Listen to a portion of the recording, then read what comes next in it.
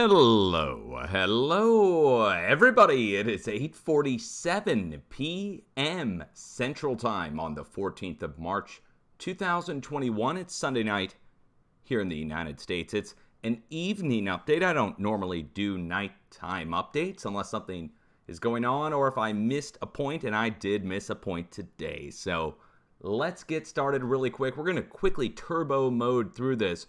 Start over here in the West Pacific again. For those of you who are new, we're looking at the deep earthquakes raised high off the globe. When we look at these deep earthquakes, we look for shallower, larger earthquakes to pop off. And what I think is going on down below the plates, a series of concentric waves focusing in on the underside of the plate, hammering in over the course of hundreds of miles, focusing down to a very fine point. And when it focuses in, it then hammers up. It can't compress down into the fluid, obviously. And so it hammers up into the solid up above it, and that leads to shallower, larger earthquakes to spread out away from where the deep earthquakes are, okay? So where the deep earthquakes are, for instance, over here at the pinnacle tip at this triangular bend of the plate, we watch a spread to go down into New Zealand, all the way down to the plate boundary to the south, and watch for a spread to go over to the west. And this USGS map over the last 24 hours shows it, the equal spacing of the earthquakes going across a vast distance. Now that equal spacing ties into what happens after this hammering action. So first we get deep earthquakes hammering in on the underside of the plate. Then a spread starts. First it's small if there's just a few deep earthquakes. But once we start pumping a lot of energy into the system, the amplitude or the power behind it, the magnitudes, start to increase. But the spacing is almost perfect as they're distributed across the tank in this laboratory experiment. Now, the tank we're talking about here is uneven and miles thick and thousands of miles across, but the spacing still tells us it's a standing wave of some kind of very low frequency spreading out across thousands of miles, where each peak or each trough, each top or each bottom of each wave is thousands of miles apart. As it spreads, drops off new earthquakes along the way. Okay, now that you understand all that, 48 hours worth of earthquakes approximately right here shows it. New deep earthquakes over here at Indonesia and to Philippines. And we have a letter D right there to signify we're looking for deep earthquakes to take place there. It's a forecast area point. Same with right here if I zoom in. You see a letter D. Now, there's a deep 5-point-something earthquake that struck here in the past day. Additionally, down to the south, down in New Zealand, multiple 4s taking place down going across the North Island and South Island. So far, it's been in the 4 range pretty much across the whole area, but I'll call this 4.9 right here a 5. So why does that matter? A 5 coming in on the North Island? That's a change from where we were, which was next to nothing. Maybe going up into the 4 range on the North Island at the most. And now here we are a whole magnitude higher, going right next to, again, we are right there. Zoom in and show you. 4.9 on the thumb east side of the North Island. So that is a change. That's an increase from where we were. Over to the west, same thing going on. We're in the 4.9 range, but the middle points have now been filled in, as well as Bagana volcano erupting over here and Katovar volcano, both erupting in Papua New Guinea. Over to the west, like I said, deep earthquake, and up to the north, Japan was hit at Kyushu and South Japan. Take them both, add them together, it equals an upper 4 to near 5, and then, of course, up to the north, we have a 4.9. And remember the distribution in the tank. Okay, so the distribution in the tank, the spread going across the huge area across Japan, and just 2 days ago, it was completely quiet. We talked about this, that it was going to be the next to move. Well, it started to move, all on a 4.0 basis, up to 4.9. We have a 5 up in the Aleutians, and then we take a step down to 3s. So 5 down to 3s. In the middle, nada. That's the middle of the Aleutian Island chain, where nothing of any significant size struck. Instead, over here, Vaniaminof volcano started to erupt. By the way, let's go look up the volcanoes. See what's going on with the volcanoes, shall we? Dukono, Pacaya, Indonesia and Guatemala, Reventador in Ecuador, Sabancaya in Peru, Fuego. I'm looking for any new additions to the list. What else? What else? Luatolo. Okay, Luatolo's back. That's been many weeks, if not a few months, since any seismic activity there. Luatolo several times. Only a 7,000 foot high blast, though. That's the good news. You remember that one went, what was it, 30,000? Raung still going. Again, I get a little bored with the list if it's just showing the same things over and over again. So tapping my fingers as we go along the way, it's just, okay, well, there's nothing new to add to that. Veniaminov is gone. Kilauea is gone. But seismically speaking, out here in the middle of the Pacific, we had that 4. Now look what's going on all the way up here to the east-northeast side of the Big Island, as well as Mauna Loa, and along the Middle East Rift zone going down into the ocean. But what's far up here to the northeast? Let's go take a look. Well, they don't have anything marked, do they? You don't see anything marked from, let's say, the Smithsonian, but I'm going to zoom in and you'll start to make out a few features on the ocean floor here. You see what we're looking at? We're looking at undersea mounts. Large volcanoes undersea. I don't have any Smithsonians to identify the name on that. Let's zoom in and see if Google has anything here. Well, they don't have very much info at all at the location, but it's, again, you can see it, speaks for itself, and those aren't the only ones. There are others, high resolution over to the east, but these are the ones that are right next to where the earthquake is striking. And you could say it's almost the biggest of the bunch. So what's going on? Well, we have Mauna Loa going. We have the Middle East Rift Zone going. We have Kilauea with that 4.0 earthquake right next to it a day and a half ago. And now we have a new earthquake far out in the ocean up to the east-northeast. The whole volcanic system here around Hawaii is being slightly perturbed. Same time we have a new volcanic blast due north up at Veniaminov. Oh, not due north, but, well, is it due north? Hold on, let's go see. Almost due north. Actually, that is. Veniaminov volcano is right there. Wow. Okay, so, well, I just figured something out. Due north of Hawaii, or almost due north, that's where we have our other eruption going on, and that happened last time Hawaii drained out, only it was over at Mount Cleveland, which is just a little bit over to the west. So what's going on? Looks like it's reinflating. Looks like it's spreading out. Looks like it's reinflating and having activity at a time where we have new deep earthquakes and a big spread after an 8. Speaking of big spreads after the 8, 2 days ago we were dealing with earthquakes out here in Siberia. You remember it made an arrow shape if you watched my last update? Well, look what's happened since. The next area over to the west moved. And it moved on almost the exact same magnitude as we saw come across. Tallying it up, it equaled an upper 4, let's say 4.8, 4.9, somewhere in that range. And then a 4.8, 4.4, 4.5, 4.7, all strike on the north side of the plate boundary. By the way, look at the spacing on this. From, let's go all the way over to this 5 over in Europe. So let's get all the smaller earthquakes out of there. Here we go. From the 5 on one side and the 5 on the other. There we go. Wait, there we are. Okay, now they're all on there. Sorry, guys, it was refreshing. So on one side and the other, do you see the spacing? The spacing matches the equal spacing of the standing wave that I've talked about over and over again. Well, just 2 days ago, over here, the spread was coming across. Now it's reached down into Iran. And it's filled in perfectly with the biggest earthquake in the middle of the whole bunch. And not only that, it's in the middle of the plate boundary, which I should be able to show to you on the plate boundary map here. There we go. All the way over here in Iran on the red line.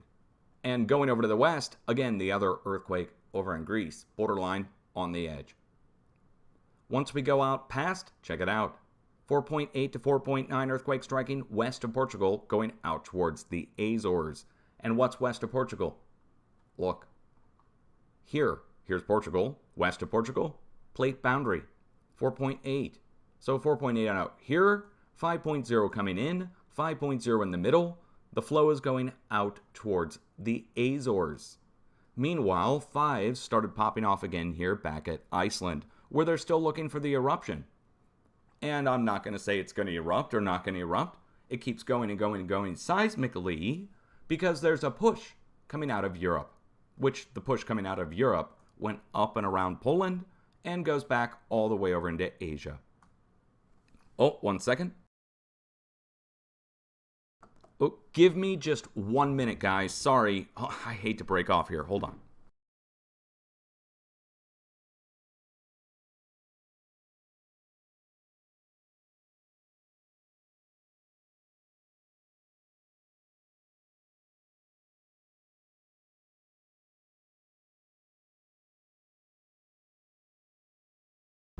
Sorry, guys.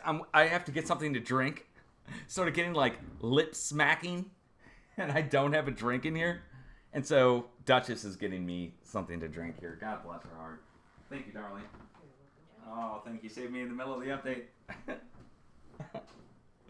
Oh, well, screw it, guys. What are we drinking here? What did she grab me? A Black Cherry V8 Energy. I don't get anything for recommending it, guys. Oh, my God. Oh. Hey, you try talking into a microphone with a perfect voice, talking about all kinds of earthquakes and everything without skipping a beat. Somebody's going to be like, oh, yeah, I can totally do that. Okay, go for it. All right, guys. Where were we? Okay, yeah. I'm so sorry. But it is what it is. You don't want to hear me sit here and become like this old man with like a dry, crackling voice. Wouldn't you rather have a smooth sounding voice? All right. Let's recap before we go any further. So, deep earthquakes over here in the West Pacific. Shallower, larger earthquakes spreading out and away. Well, in this case, shallower earthquakes and several of them near large, going out down to New Zealand and spreading out all the way over into Papua New Guinea. Then the shift took place and it went up towards Japan, filling in the open silent zones that I talked about in my last update. Same time it shifted over into Japan, we had that deep earthquake a couple days back down below the Sea of Japan, and a push went across, like an arrow pointing over to the west, which I talked about in my last update. Then a spread went across all of the Middle East today and yesterday, which you see on the screen here now in the last 48 hours. And again, it's like bookends, and it's like a U shape going across this whole area, but that U shape, again, is just nothing more than a giant standing wave spreading out across the whole plate, interior portion, following the plate boundaries and craton edges across Asia, going over towards Europe. Then it spread in two directions again, going around Poland the other day with a noteworthy size 4, and Norway being hit. Then a new excitement back at Iceland, where they're talking about eruption, and I'm not going to blame them. We watch and wait on that, but it's lighting up seismically because of all the push coming out of Europe. Same with what's going over to the Azores. I would expect a new earthquake also out here at the letter X eventually, very soon. I mean, it's on the way, it's on your doorstep, and it's near 5. And why is it near 5? Well, that's what's coming out of Europe. A new 4.3 just struck. When did that hit? 1:55, 5 minutes ago. A new 4.3. Look at that. Hey, it filled in the halfway point between the previous earthquakes. As I'm talking here, literally within the last 5 minutes. Yep, 1:55 UTC. Let's get the information from the Europeans. Western Turkey.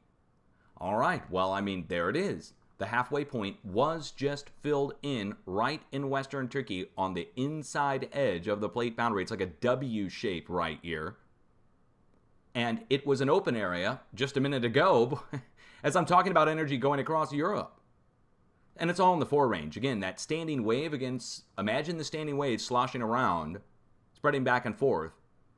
And that standing wave is going back and forth in the tank as the hammering action is trying to equalize and spread out across all these red lines. It's trying to go from the Pacific to the Atlantic. Overall, that's the direction it's going. Again, one more time, from the Pacific to the Atlantic, that's the direction that the energy is trying to go, again, from the West Pacific. Now, energy also tries to go over to the east and over to South and Central America. And lo and behold, it did this past week. And we had a new outbreak in the past day at Colombia, going up into Nicaragua, where a earthquake broke out next to the volcano that just erupted this past week. And we had a noteworthy blast there in Nicaragua. San Cristobal, not normally on the list at all, and suddenly it blew. And then a day later, a new 5 popped off. This is a regular occurrence. Now, a 4.8 striking down at Colombia, this is right on our little arrow. Let me show it to you. Do you see this? We have our little tiny red arrow indicating a spot where we watch energy to flow up and around. Now, is it any significance that it's a 4.8 to 5.0 up to the north? Again, we have a 4.8 and a 5 up to the north. Look what it is down to the south. Do you see? Down to the south on the fracture zone going down towards Chile, we have a 4.8. And down here we have a 5 and a 6. But really, that 6, which is right here underneath the 5.4, there we go. This 6, South Sandwich Islands, struck right in the middle. Let me show it to you. Here's the plate boundary coming down and around the South Sandwich Islands down here. This was in our warning in my last video.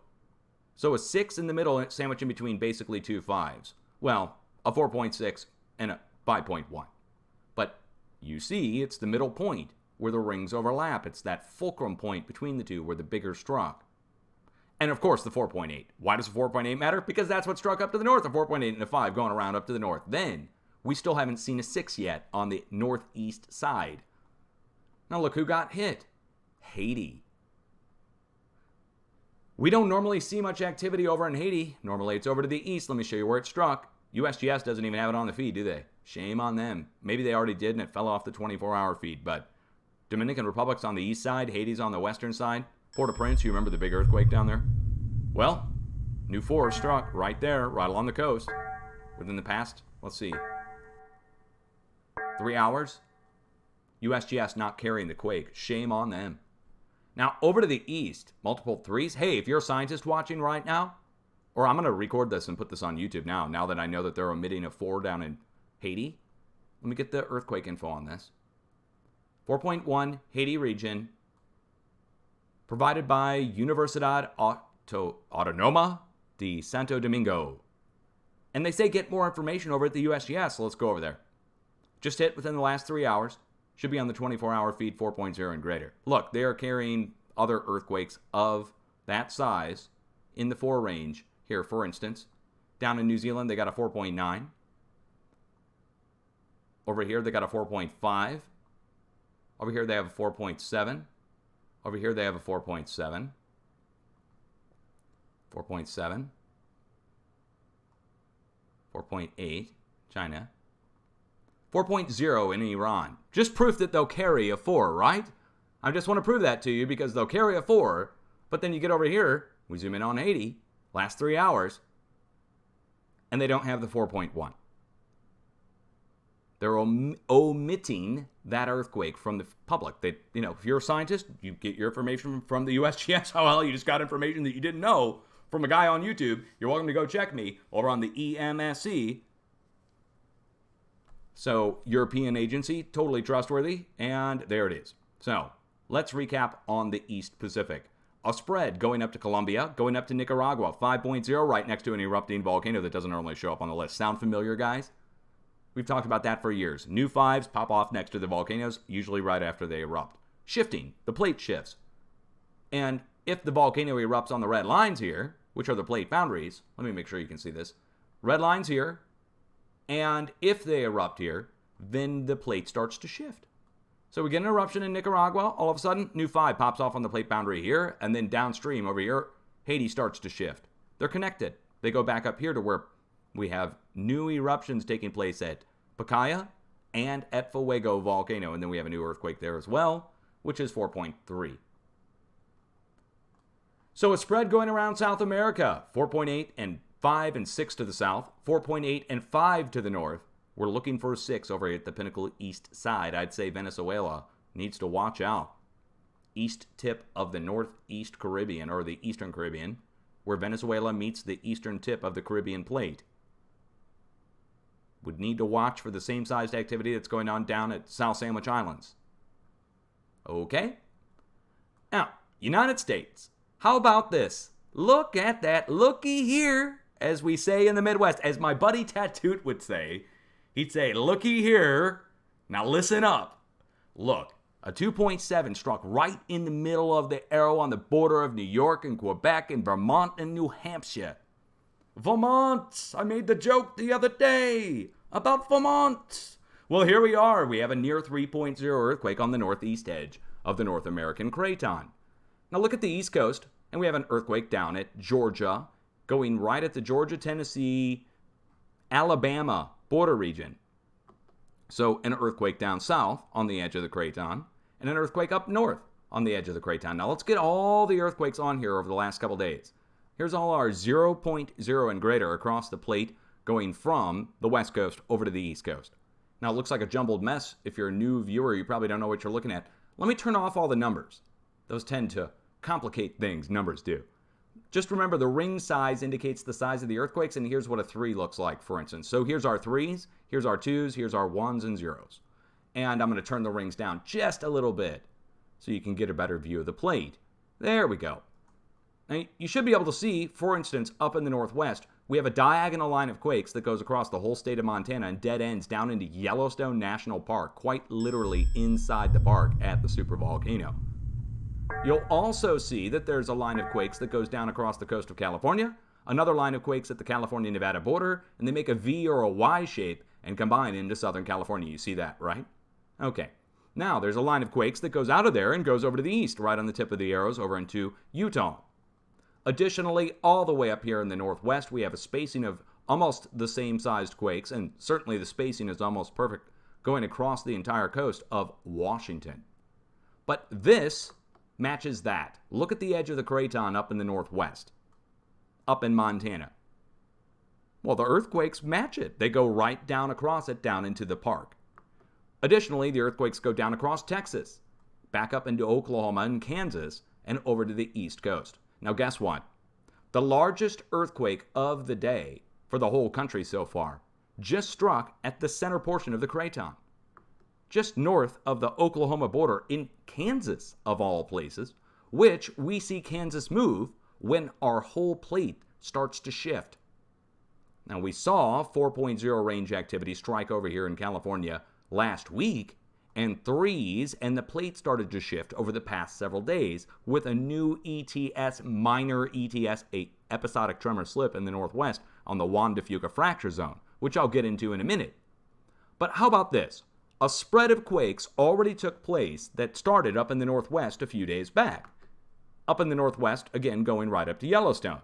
Then a spread of quakes went down here across Utah, which I covered in my last update, and a series of 3s started to break out here on the south edge of the Craton in Texas. And these are all pumping operations, which I covered in my previous update. Now, I did not cover this new 3.2 that struck, so let's go pull that. Then we'll get up into Kansas. Because people in Kansas, listen up. You in Kansas? You in Oklahoma? Well, if you aren't there, if you know somebody who is, send this video to them or this update and let them know that your energy, you can watch it come your way like a flowing river. It comes over through Texas. Just look at the arrows and trace it back up to Yellowstone and trace that back up to where the plate starts shifting in the northwest. We see the plate start shifting up here first. Then we see a spread of quakes start to take place and comes down around, and it's following this interior Craton edge.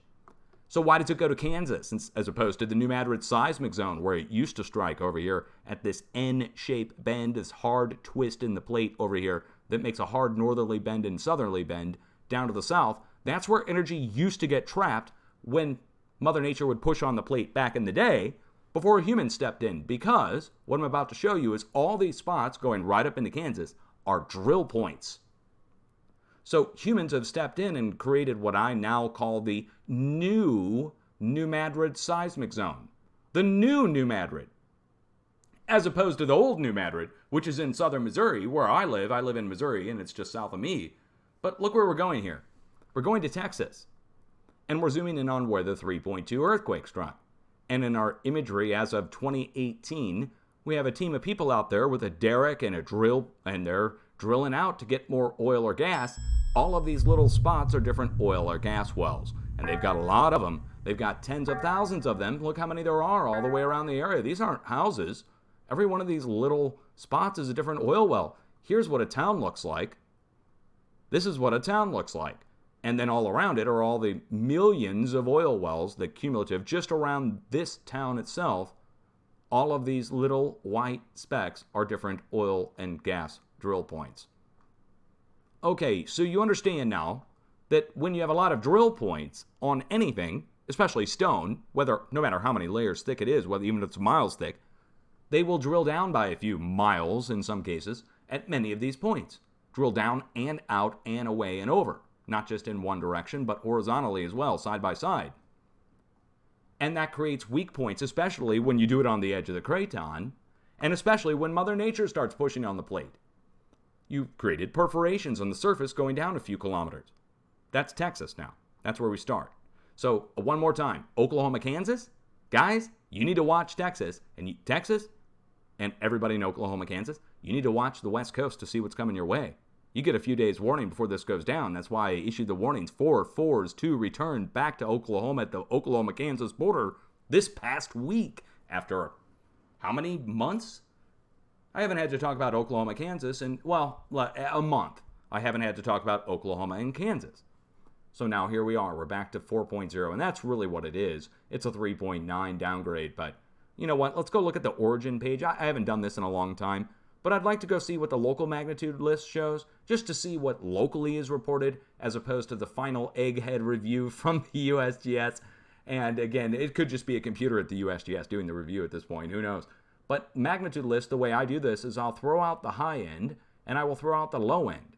And then that just gives us a broad swath of what all the stations are showing locally. And that's most likely, we find the middle of that, and that's most likely what the earthquake is. Do you follow my reasoning on that? So let's go down the list. We're going to throw out the high end. So far, the highest I see is 4.7. Still, though, that's pretty high. Now, if there's a bunch of 4.7s, we'll start to think something's weird with the downgrade. But, so going down the list, I know there's more stations than this. So that's really weird that they're only showing us a small sampling of local stations. That's odd. But, so we'll throw out the 4.7, and we will throw out the 3s, the high 3s, the 3.6 and 3.7 and 3.8.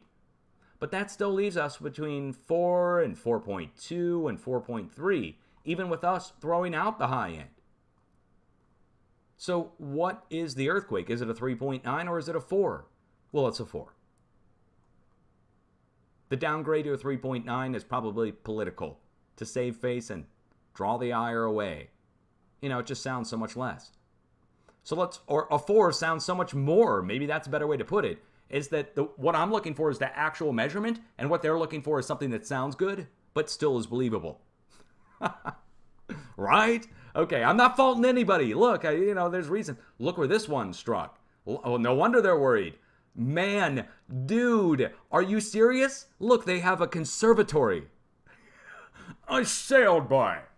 I didn't go into the conservatory. I'm going to go out back in there. I got an earthquake out back. I sailed by. Well, there we are. Thurston Hurston IV lives there, and we are on the backside of what is, I think, the biggest oil pumping operation in South Kansas. So let's show you where the oil pumping ops are and then see where they putter out. But I'm already going to tell you, this imagery date is old, in 2017, so we need a current flyover on this. They have done a lot more drilling in Kansas in the past 3 to 4 years. Man, okay, yeah, so we're really lacking, but we're close enough. Again, I just want to get a good idea of what the closest wells look like so I can look around where the quake is. Now, this is in a residential area, so I would think that maybe if there are oil wells, they'll be somewhere out here in these fields, sort of by the airport or on public land somewhere. And there probably are. So I'm guessing right now there are some, but that's just a guess. I'll have to scour the area to find the nearest pumping ops for sure. But we're already within a few miles to the south, so it's not too far of a hop, skip, and a jump. We have mega mansions here, but that doesn't mean anything. You can find an oil well right next to a mega mansion. Sometimes that's what's paying for the mega mansion. They'll live close by some cases. They might even still own the land. These are McMansions there. All right, let's carry on. I want to get a line measurement tool just to see how far the nearest pumping ops are that I have marked. I already know there's some closer nearby. I just don't have them on here. Yeah, we're 20 miles from the marked wells in 2017. And again, I am 100% positive there's more out here. I just need to find them and put place marks on them. We have microwave towers. All right, I'm not going to do this live. That gets tedious. But again, we're right next to it. No doubt about it. It's related to the pumping operations. And you go down to the south, every single earthquake in Oklahoma, every one of these now, down right south of the state line, they're all at oil pumping operations, and that's undisputed. Anybody can go look them up and go see those. We won't waste your time doing that. Finally, the earthquake going up the East Coast, again, a result of the push that we were expecting. The only spot that has not moved, right here in the middle, Virginia, which was a strikeout for me this past week. It is what it is. The spots to the north move. Spots to the south move. Spot in the middle still hasn't broke. It might be building into something bigger, but whenever I see energy go up the East Coast all the way to the northeast, that's a good sign. It's a sign that energy's escaping out on the plate and trying to go out all the way to the mid-Atlantic, but it diffuses by the time it gets up to the northeast. Okay, now let's go turn on the last 24 hours worth of earthquakes for the West Coast. And remember, hold on, I'm going to sneeze here. Hold on. Whew.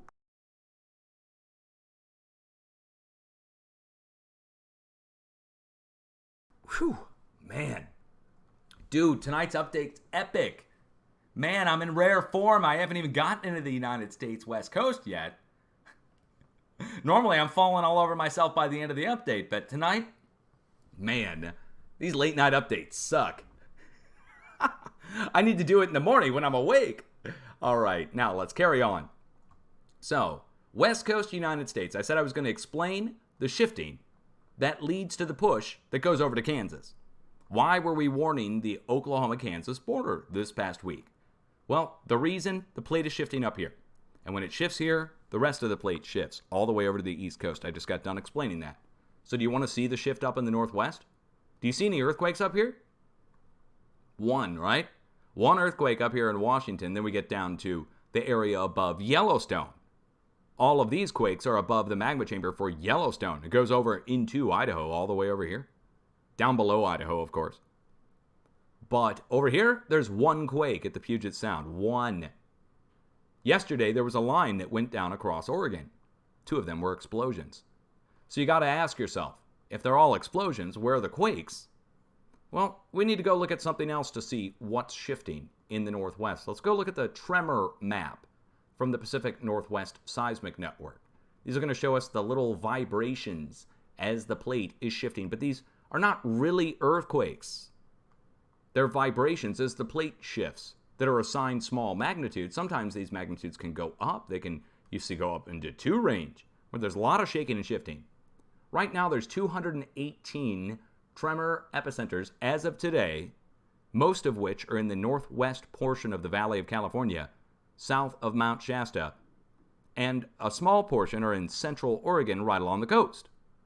Now we're going to go back a day to the 13th and hit search, and you'll see we're pretty much only in California's northwest portion of the valley. So we're in the northwest portion of the valley, spreading a little bit up into central Oregon. This spot in central Oregon corresponds with a point straight west out in the ocean. If we go due west out in the ocean, let's turn on the imagery. There's a pinnacle tip of the Juan de Fuca fracture zone out here that if you were just to lay down a ruler and draw a line over to the east, that would take us right to where the shifting is happening. This pinnacle point here corresponds to this point here on land. But this is down below. This is up above. Think of this like a crack down below at the bottom of a bathtub, and this is the side top of the bathtub. But the crack corresponds between the bottom and the side going up to the top. So we get a push that comes in from down here, and it goes up into the plate, and we see vibration come through the plate, up into the plate at the corresponding point. Now look at the corresponding point to the south. The Mendocino Ridge and Gorda Escarpment goes in and goes down to the San Andreas. And we can see that better on the USGS plate boundary map. Here's the Juan de Fuca fracture zone out in the ocean with the red lines. And that Juan de Fuca fracture zone, I talk about it all the time. Energy builds along these jagged edges, and then comes in and goes down into California like a flowing river. And look at the quakes for today. Small quakes, but still coming in right along the Mendocino Ridge and Gorda Escarpment. And then one quake up in the valley, right next to where all of this is taking place, where all the shifting is happening. We have a lone actual break in the plate where there's an actual fault moving. These are all vibrations, plate shifting. One break in the plate, one earthquake actually develops. But the line of quakes out in the ocean tells the tale that something's going on out there. And what's out there? This. The plate boundary. The red line that I've been showing you in the rest of the update around the rest of the planet. And that's all been moving on an exponential basis with the standing waves that I showed you at the start of this update. As the standing waves spread out, we get the same sized earthquake spread across a huge distance. And it's so far reached up into Alaska. Up into Alaska, it ran into Vaniaminoff volcano, and we haven't seen anything of significance come beyond it, while the plate is now starting to shift. The plate shifting, and then all of a sudden, Kansas, boom, new earthquake. All of a sudden, East Coast, boom, new earthquake, all the way up in the Northeast, New Hampshire, Vermont, Quebec, eh? Now, sorry, it's a Canadian joke, come on, lighten up, guys. So, line of earthquakes coming in from Eureka, California. Of all the places to get a little outbreak, we are directly at the town of Eureka, and I mean we're right in the little bay or harbor that goes right into town. See where it says Humboldt Hill? Oh no. Oh no. Humboldt Hill. Oh, nothing. We're not going to find anything there. Here, we're not even turning on the street level view. We're not turning on the satellite view. I don't want to see what's there. Right on the outskirts of Eureka, California. Okay, wonderful, wonderful. So there we are. We're right in town, or right outside of town, of Eureka. And Eureka was the place we warned. But we had warned for it to go up to 5.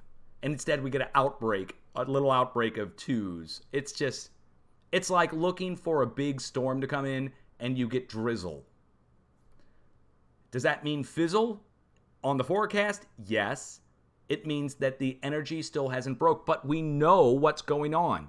In between all of these earthquakes right here, the earthquakes over to the east, the one up on the north side, and the earthquakes on the west side going down to the Mendocino Ridge and going down the ocean, are surrounding the spot, which is shifting. Here. So earthquakes going all the way around it, guys. And that's in the last 24 hours. Earthquake, it doesn't. We're not doing anything to add quakes in here or anything. You guys can pull the feed yourself. The only thing that's missing from the USGS feed are the tremors. And if you could see them both overlaid together on the USGS site, you would just see it on their page. You wouldn't need me to do it.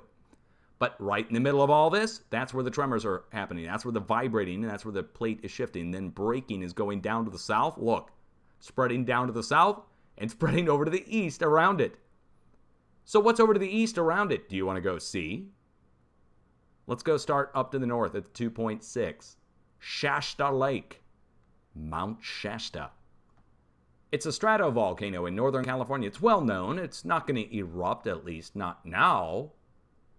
And let me close all these other windows. Okay, Shasta Lake. And Mount Shasta is due north, or north, I'm sorry, not due north. North by northeast by about 10 miles. And there it is. It's stratovolcano, well known in the area. Whenever I see an earthquake next to a stratovolcano, I associate it with the stratovolcano unless there's something else to signify a further inspection. Now down here, it does look like we do have something that's worth looking at. We have some bridges and looks like some other stuff on this giant lake, but I'm looking for power generation of some kind. If they have some kind of dam that's generating energy, but I'm not seeing any of that either. All right, good news, right? Okay. So, earthquake up there on the north part, right next to where all the shifting's happening, right next to Mount Shasta. We go down to the east by southeast, 1.6, Viola, California. Viola or Viola? Californians, you'll tell me in the comments. I'm from Missouri, so whichever way you tell me to say it, I'll say it opposite just on purpose. But here we are. We're on the edge of another volcanic field, aren't we? This is going to start to get a little boring for people who are longtime viewers because we're on the edge of a volcanic field, but I'm zooming in and I'm seeing something else there. Is that a road? Is that a road there? No, that's not a road. That's a series of buried pipelines that are going through the area. And the earthquake next to the pipeline, I don't know what to make of it. It's not power lines, guys. This is buried in the ground. But it's long stretches of metal in the ground, and they all come together with power lines down to the south.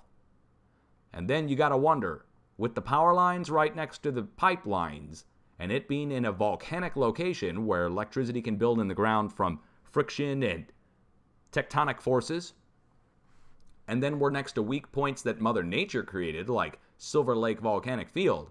You put them all together, starting to look like maybe that could be predisposed for seismic activity. Too many weak points and additional things on top that can lead to seismic. Put it all together, you get an earthquake, a series of earthquakes, a predisposed location that's going to break if the plate is saturated, and that looks like what's going on. Now, the last earthquake comes in down here to the southeast, on the flank of one of the more famous volcanoes in Northern California that erupted 100 years ago, Mount Lassen. And down to the east-southeast, Sifford Mountain, it's ancient. It's from the Pleistocene. Let's just say from the Ice Age or earlier. And this huge volcanic complex. Wait, we have a series of new hotspots posted in out here. Hold on. We have hotspots in an equal spacing going across a vast area of this eastern side of this volcanic field. The computer is filtering them out. It doesn't know what to make of each one of these hotspots. They're not fires. They're just popping off in the middle of nowhere on a day where we shouldn't have anything going on. For instance, down here. It doesn't even look like it's that. It looks like it's very rocky. Very rocky with little trees at all. And to give a size perspective, we had a 5-acre out-of-control control burn that happened here over next to my house. And it did not show up on the satellite feed at all. So this satellite feed is detecting 3 spaced out hotspots next to where our earthquakes end. This line of quakes, the east side of the area that's shifting, all of a sudden we got some equal spaced hotspots across there that the computer's filtering out because it doesn't know what they are. They're not fires, and I don't know what they are other than they're heat signatures that the satellite is picking up around a time where the plate starts shifting and earthquakes start hitting around it. And it happens across the plate that way, not just in California. Now, the line of quakes going down across the coast is the San Andreas. Nobody should be shocked by that. The Hayward Fault, San Andreas, Bay Area. And look at the spacing on these quakes starting north of the geysers. These are the geysers of California. The volcano, Clear Lake volcano. But this time I just want to look at the spacing. To save a little time, I just want to go look there, there, there, there, there, and there. And compare that to one of these. When we're talking about the spacing being almost perfect, again, we're dealing with something that's not a perfect square or a perfect rectangle. We're dealing with the plate boundary that's jagged edges of a plate that goes on for miles on end and goes down for miles on end. So the spread is somewhat equal, or as much as it can be. And when it gets here to the focus point of the bay, you get one earthquake on each side of the bay. And I would think that would be most likely due to the water weight on both sides of the bay. Just a supposition on my part. So a line of quakes going down the coast, line of quakes going around up to the north, and they're striking at the volcanoes up to the north. And then in the middle of it all, we've got a shift going on. Once we get to the north of there, we have jack squat to report. Nothing out of Oregon. A lone quake at Mount St. Helens has just been reported in the past, what? Hold on, did I just not have that on there? In the last hour and a half, they just threw it on here. A negative quake. I love it when they do this. It's a negative earthquake, magnitude negative 0.2. And that's a calculation thing. Let's just call it an uber ultra micro quake. Not just a small earthquake, not just a micro quake, an uber ultra small micro quake. It's a negative quake. It's sucking in energy. That's what it's doing. There's a black hole there. No. You know, this is going to be viewed on YouTube. I better take that back. Somebody will take it serious. There's no black hole there, okay? We're on the edge of Mount St. Helens. And don't worry, Mount St. Helens is not going to erupt, at least not right now. It's a sign of small seismic coming in. Small. It's going around to the north, down to the south.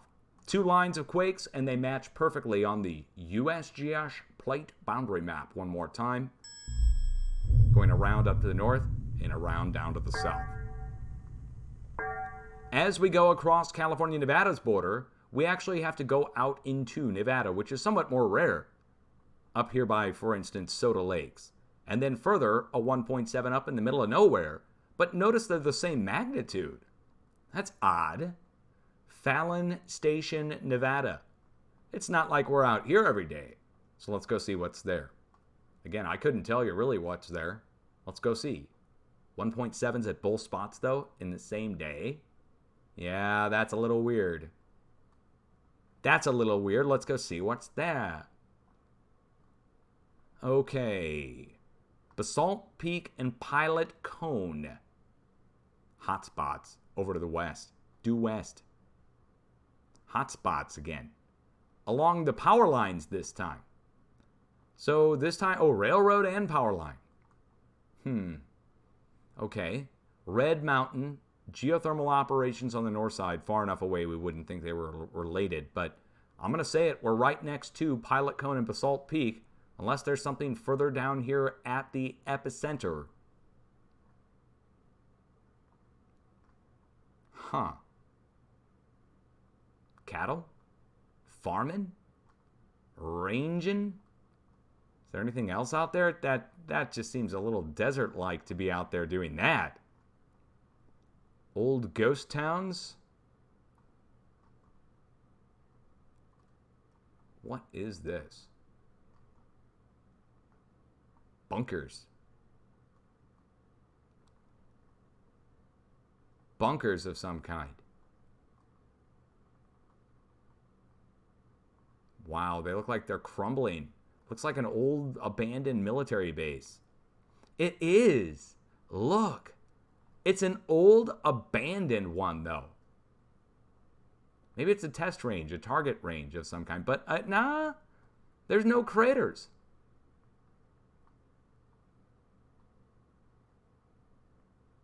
Huh. Okay, moving on. Yeah, okay, got an earthquake out at the old abandoned military base. It's not. Is that an explosion? Is that classified as an explosion? No, it's 21 kilometers down below. Oh, no. Oh, no. Let's go up to the northeast. Let's get out of here. Hey, kids, you just got to skeet on, daddle out on there. Let's roll. Peace out. Zoom away. Out of sight, out of mind. What military base? I don't know what you're talking about. Okay, we're on the edge of a series of old foothills. Uh-oh. Come on, everybody, say it along with me. Uh-oh. We've got ourselves geothermal there. Geothermal power generation. Coming from steam, and then we have a long runway with a hangar out in the middle of nowhere. Okay. Anything nearby? Buffalo Valley Volcanic Center. Well, that's where the steam's coming from. A group of cinder cones and lava flows in the Buffalo Valley north of the Oglocene Fish Creek Mountains Caldera Range in age from 3.05 to 0.92 million years ago. Go. You like that echo? Okay, all right. It's so much more awesome when you say it that way. Now, going down to the south, we're at a supervolcano on the California side of the border. We jump across the border and we go over to Monte Cristo Hills. Now, hold on. Look at the spacing again. Between the sets of quakes. One more time. Whether we're across thousands of miles or whether it's just a few hundred miles, same thing's going on. It's an equal distribution of almost the same size quakes, but they're all just really small. And again, starting at the supervolcano, going over to a volcanic complex that broke apart this past year. Let me show. Whoa. Hey now. Hold on. See all these little red dots at the center of the screen? I know I've got a lot of other place marks on there. There's no way for me to separate these out right now. But all these red dots. Look. Look. Okay, hold on. Nothing. Wow. Oh my God. Look what's going on up here. Right, just east of Yellowstone. A pocket of hotspots just east of Yellowstone on the Craton edge. Then 2 hotspots spreading down the Craton edge. Then nothing across a 4-state area, going over to next to where our earthquake struck 2 days ago over in Oregon. But the big cluster is right down here at Long Valley Caldera, Mono Lake, going over into the Nevada border. And this is the volcanic field right in the middle, Mono Lake. Jeez. Okay, well, we've got ourselves a serious situation going on with the hotspots, but why? The hotspots are plate triggered, but how? I don't know yet. Now we're going to go over and look over in Arizona. This is the middle of the desert, guys. It's like the Grand Canyon almost over there. But this volcano right here has had all the earthquake activity around it this week. Now all of a sudden, we get a outbreak of hotspots. The earthquakes broke out right here at the border with the swarm. It's not there today now, right at the center of the screen here. There was a swarm there 2 days ago. Now all of a sudden a bunch of hotspots break out around it? Come on.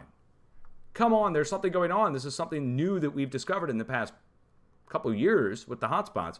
But the tie-in with the earthquakes and the plate shifting, that's just a new development we figured out. It apparently has happened for ages this way, but we've just figured it out, myself and my viewers in chat, over the course of the last year and a half, 2 years at the most. So this is something new and exciting. These hotspots that show up that the computer filters out, doesn't know what to make of them, and they're centered around areas where we're seeing a seismic shift take place. But what about over here? Again, this is over in Arizona. Let's turn on our borders and labels just so you can get a good idea of the borders here. So this is the state of Arizona here, and we go up to the north and we're in South Utah. But what's out here? Nothing. And I mean nothing except for what? Desert? We have a few old roads out here. I mean, I'm not even seeing any power lines. Just a few old desert roads. Now, I want to see what it looks like topography-wise before we make any judgments about there not being much vegetation there. You know, it can be deceiving from up in space. No, it's not deceiving. That's not deceiving from up in space. Yeah, and remember what I said. 5-acre fire didn't even show up at my house. A big grass fire doesn't show up. Long burning forest fire, and the computer's filtering it out anyways. Computer says no fire. So, computer's filtering it out, saying no fire, so nothing's burning. Huge area of hotspot showing across this entire complex, and it's a volcanic complex. These are lava flows and volcanoes. This is where the steam appeared several years ago. I made a video on it. The mainstream media made a mockery of me and tried to shut me down, basically, for noticing steam coming off here one morning. The east side of the San Francisco volcanic field near Sunset Crater.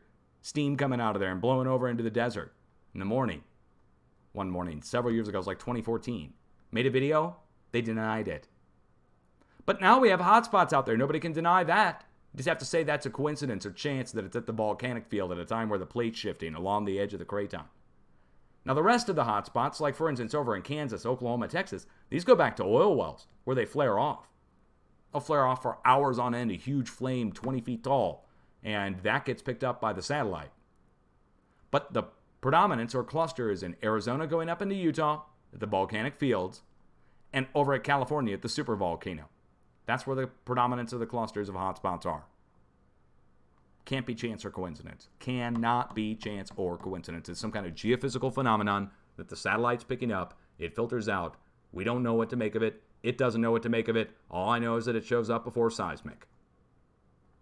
There it is. Now, moving down to the south, this should be pretty quick. We get down into Ridgecrest. Here, there's another diagonal line of quakes. Now, how many diagonal line of quakes do I have to show you, by the way? We got one going along the coast. We've got one coming in from the north part of the valley, trying to go around the north part of the valley and come down to the south. And we have another one right here.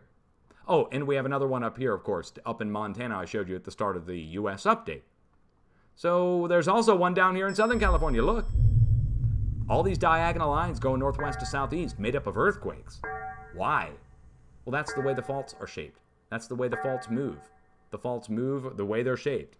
The reason they're shaped that way and the reason they move that way, they get pushed that way. The faults are breaking because there's a push going that way. Basic 101 here. The reason the faults are shaped that way, because there's a push going that way. And the push can be traced back, followed up to the north. Where's the push coming from? The Juan de Fuca. Flows like a river down into California. Hence the earthquakes along the coast. Once we get down here, we jump over to the supervolcano that has the hot spots and the friction coming up, the heat, or the electricity. Then a spread going down to Ridgecrest. Guess what's down here at Ridgecrest? If you're a new viewer. Well, if it holds true with everything else I showed you, you're either going to see a pumping operation or a volcano, right? Well, here it is. Both. Starting up here, the earthquakes start right next to Coso Volcanic Field that's been drilled into to get steam to turn the turbines. And the Coso Volcanic Field place mark from the Smithsonian speaks for itself. Pause it, read it if you need to. The earthquakes go on the east side of all these lava flows at Volcano Peak with all its separate eruptive points that erupted at different times throughout the ages. Younger lava flows, older lava flows that spilled down into China Lake. And the earthquakes go right down through China Lake and dead end at the south portion of China Lake, which is the Garlock Fault. Let me show it to you. This is the Garlock. And another way to look at it is on the USGS map. This is the Garlock. So the quakes come down this diagonal line, dead into it like a wall. But energy doesn't stop. It just transforms, guys. Tries to pass through. It's going to go through the Mojave. We're going to see a new earthquake out here in the Mojave. You see which way all the earthquakes are pointing. They're pointing down to the east-southeast. It should just carry on a line right down here into the middle of Mojave, break, and carry on and go down into Southern California. The only good news is it's in the 3-ish range right now. Southern tip of the valley, what's down here? North tip of the valley, I already showed it to you. We're shifting in the north side of the valley, right? What's down at Grapevine, though? Anybody know what's down at the south tip of the valley? Like, what's down at the south tip of the valley? Let's go look it up, guys. Bruh, look. Oh, look what we've got. It's an aquifer, bruh. Look what's right next to the aquifer. Oil, black gold. And all of these are drill points, oil and gas wells. You're just now hearing that. You're running 30 seconds behind live now for some reason. You guys are all running behind live. I guess I got a little too wild. They put a little hold on me. Okay, anyway, yeah, I'm just goofing around, guys. Seeing if you're awake, all right? Here's all of our drill points down in the south tip of the valley. And yes, they are right next to the aquifer. But the earthquakes are tied to the drill points. And the drill points go all around the south tip of the valley. This is the San Andreas right here. And they drilled right up to it. Tens of thousands of times. I don't know if you can see them at this altitude. Here. There you go. Now you can see it. Most people don't know. So just right there, all of this front range has been drilled. Everywhere you see like a roughed up location with all the little black dots that look like ants on the ground. Every little black dot that looks like an ant's an oil well. Okay, now you understand. This is the San Andreas right here. So on the other side of the hill, literally on the other side of the hill. So the break is right there. They've drilled right up to it 1,000,000 times.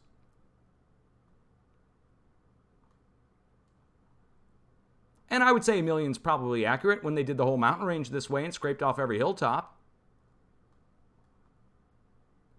Anyway, energy travels down the San Andreas. It jumps over to these drill points, goes down to the south tip of the valley, and that's where our new quake is.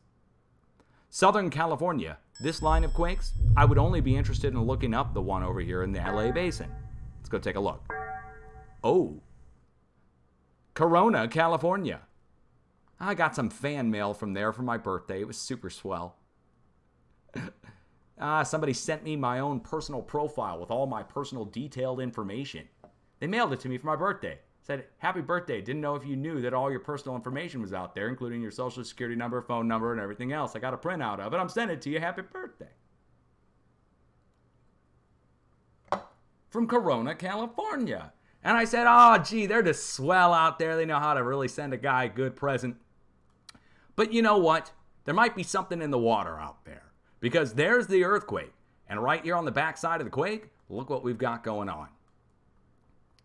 More black gold, Texas tea, but it's not for drinking, even though they might be drinking it out there.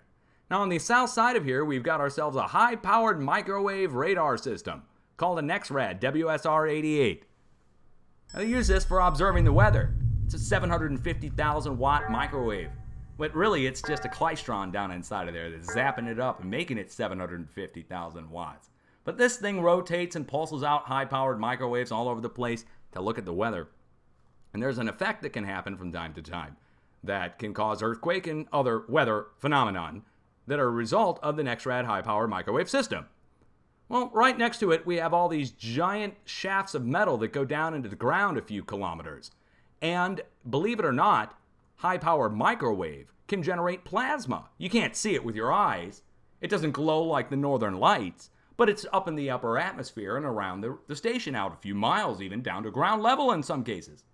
Now that plasma is invisible, you can't feel it or anything, but it can generate very low frequency when the plasma vibrates. So a high-power microwave system can generate low frequency, VLF, and it can vibrate like a bass drum when the plasmas are generated at certain points when they can strip in the atmosphere. So a high-power system like this could generate VLF, and then all of a sudden you've got these shafts that go down in the ground right next to it that could vibrate, and the two put together, all of a sudden you start getting earthquakes, and guess what else happened right here? The biggest fires you could ever possibly imagine this past year suddenly broke out on a clear day. They tried to blame it on somebody and then another person and another person. I think they shifted the blame 3 or 4 times for those fires. I never really ultimately found out, but I can tell you this. Other fires broke out along the faults on the same day and days around that time, and it was all at that time when that directed energy weapon was being beamed down. And we were following the fault lines with earthquakes. Very odd time this past summer, quite frankly. Now a series of earthquakes going down to the east-southeast, but they are small. The number of earthquakes and the magnitudes behind it, but where they're happening is a spot that we've talked about for Lord knows how many years. I'd say, 6 years at this point since the big break happened, and it happened down on the San Jacinto Fault. For Californians, you already probably know about this place, but I'll show it to you anyway. Down here, this is the Salton Sea. San Diego's down here, LA's up here. And the fault right here is the San Jacinto. This is the Elsinore, and this is the San Andreas, the famous San Andreas.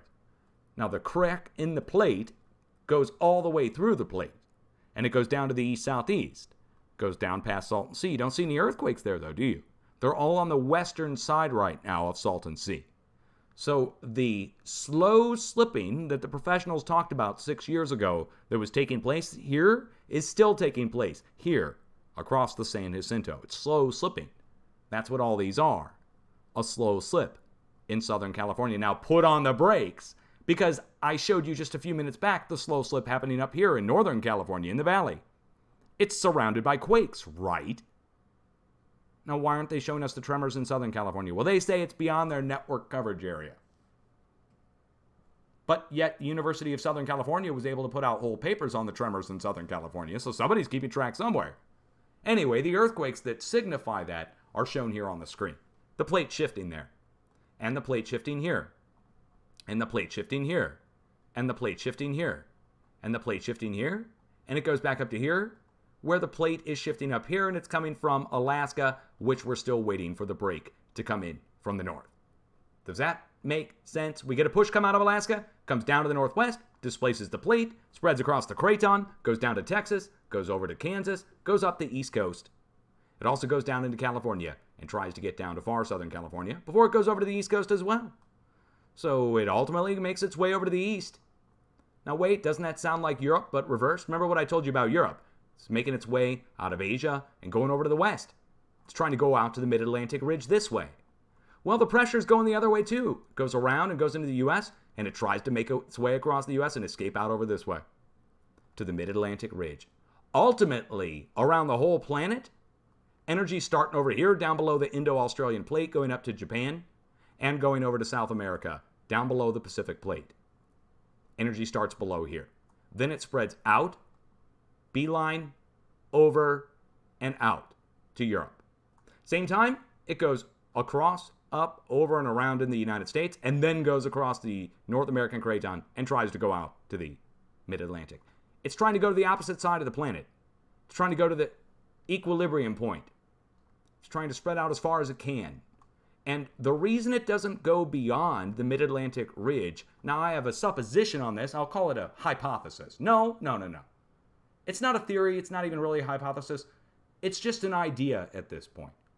That the mid-Atlantic ridge acts as a blocking wall where the energy, if the mid-Atlantic ridge wasn't there, would try to go back over and across and around again. And waves would be butting up against each other. I think that did happen in the past at some point. And that explains the overall, look at the shape. Hold on. This is just my own idea now, but tell me if this makes sense. Starting up here, we make a bend, and then we make another bend, and then we make another bend, and we make another bend, and we make another bend. Let me take it down. And we make another bend, and then it kind of straightens out, and then it does the same thing. Makes another bend and another bend. To me, at least this portion, 3/4 of it, looks like a giant wave, but to see the wave, it's not very even. It's like a out of balance sine wave. But I think at some point in the past, that's how this happened.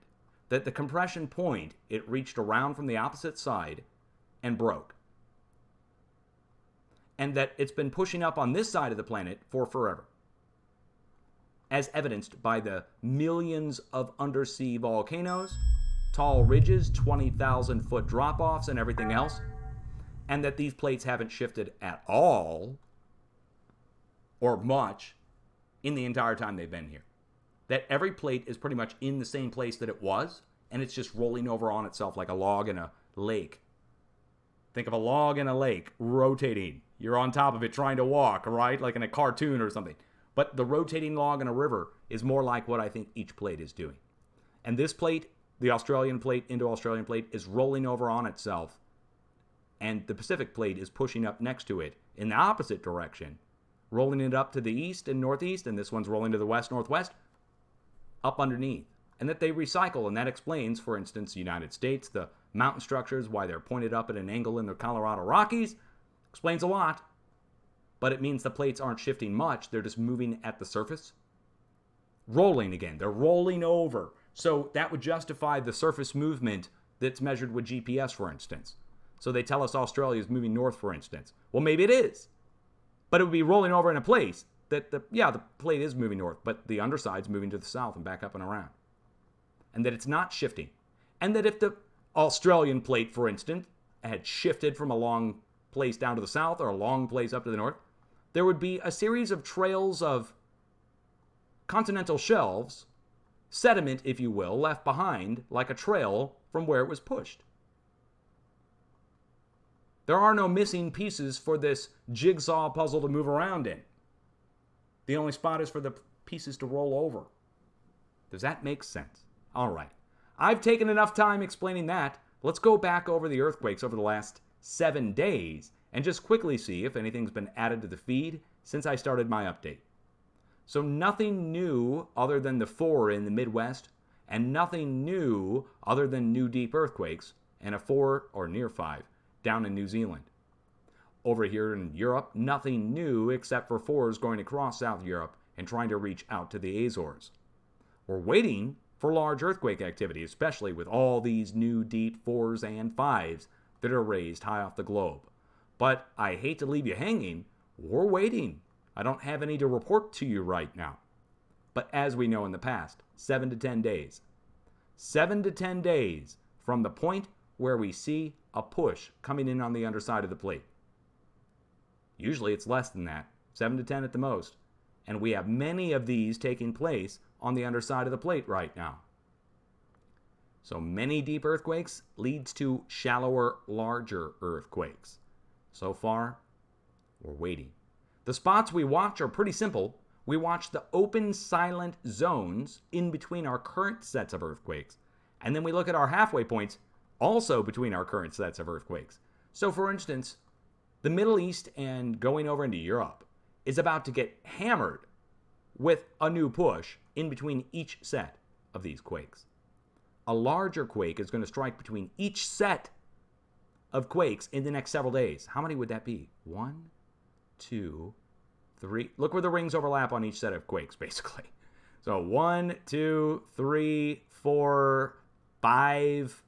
We'd be looking at 5 5s or greater in the next several days across this area alone, and then that's going to accumulate and strike with a single larger earthquake back down in Greece and Italy, right between Greece and Italy, where all the rings overlap here, down to the south. And so the cumulative total of all those 5s is going to come over to between Greece and Italy and strike with a new upper 5. Like a bunch of waves coming over, and they're going to slosh against one single wall. But then there's a break point there, a 3-way break point, and Europe will get hit again, unfortunately, in the next few days. It's on its way. You can see it. It's a standing wave across 3,000 to, more than that, 5,000 miles in the course of a day, with the biggest push in the middle. What do you think is going to happen over on the side when you're sandwiched in between this and this, and you're in the middle? Of course, it's going to increase. The amplitude's going to increase when you pump a bunch of waves into a tank and you're in the middle of the tank. We don't have much else to report on. If anything else goes down, I will jump back on at a moment's notice. I'm going to encourage everybody right now to take the time to develop an earthquake kit and a plan. The plan is probably more important, but the kit will get you through afterwards. So the plan, of course, is just take shelter underneath a table or a desk, which means you need to have a table or a desk to take shelter under. A lot of people don't. They have glass tables and glass desks and plastic this and that. You need something a little bit more sturdy and something that's just big enough for you and whoever else is in your house to get underneath. Now, it's not going to support a collapsing structure. So if you're not confident in the structure that you live in, you got to know what you live in and how that's going to stand up to a quake. And I don't really have too much advice for you on that, other than if I was in a house that was collapsing, I don't care whether the quake's going on or not, I would be trying to find a way to get out of there. But I would want to know where I was going first, because you might be running into a worse situation outside than just staying put like they tell you to. So that's going to be up to you, but either way, whether you stay put or whether you go outside, whether you go outside before or after, that you're going to need an emergency kit that has a change of clothes, set of shoes, sanitation. You know, you're going to get dirty probably during an earthquake, right? Or afterwards, trying to help people maybe. So sanitation, first aid, a form of communication, and of course, batteries, flashlight, those kind of things. I got to sneeze. Hold on.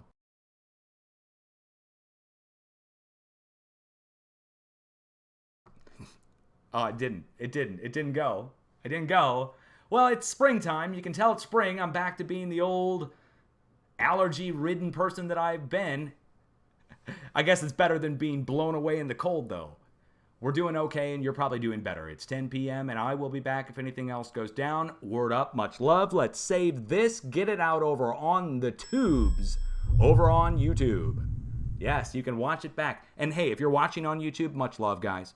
I've got a live audience over on Twitch. You see their conversation scrolling by here on the screen. You can come over at any time and watch for free. If you're watching on YouTube as a pre-recorded video, come over and check it out. I'm Dutch Sense Official over on Twitch. And I'll put a link down below in the description if you really want to come check it out. And for the people on Twitch, you are doing an incredible job of sharing the information on Twitch and everywhere else. Thank you for bringing in new people, for the subscribers, and for just being generally nice people and caring about the world at a time where everything else is going chaotic. Much love, and I'll be back. Peace out.